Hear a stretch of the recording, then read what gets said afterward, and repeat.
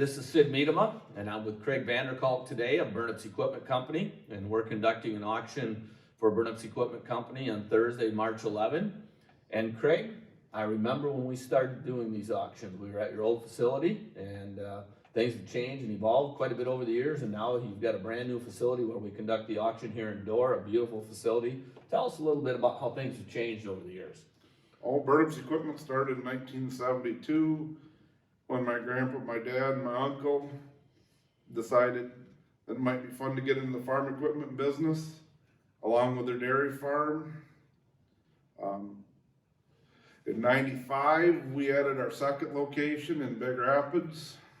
Last year, we added our 8th location in Nashville. We still farm, but that's a hobby. Yeah, so it's grown a lot over the years. Yes, sir. All right, good. What are some of the highlights, Craig, of what's on the auction this year that we can share with people? I think the highlights of the auction as of right now come in some consignments. There's a couple of late model John Deere tractors, a couple of late model New Holland showed up yesterday. There's some real nice Landau tillage equipment. Yeah, some nice equipment, isn't Yep. there? I understand you have financing available too. If our listeners would like to use your financing, what should they do? Just call in and talk to one of the salesmen. We can get you hooked up with New Holland or Ag Direct financing, or several others that we can get that we have available. So just call in. And Just call in. Yep. Okay. Well, we can't have a pancake breakfast this year like we've done every year because of the COVID situation, but I understand you're going to have some good food available. You want to tell us a little bit about that? Yeah, my sales manager and myself think that we're amateur barbecue pit masters, so we're going to cook up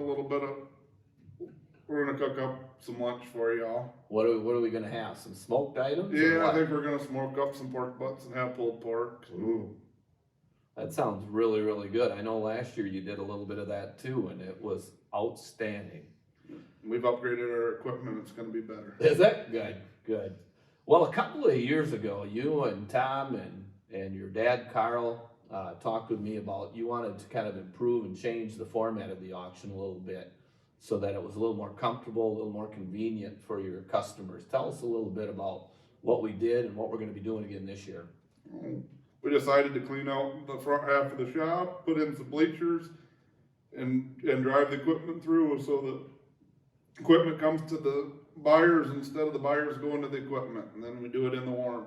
Yeah, on a day like today, that makes a big difference when it's 10 degrees out there, and instead all the customers get to sit inside and enjoy the nice warmth of the heated shop, huh? Yeah, the 11th of March, we could have the same kind of weather. It could be a nice day, but either way, we're going to be inside in the warm. Right.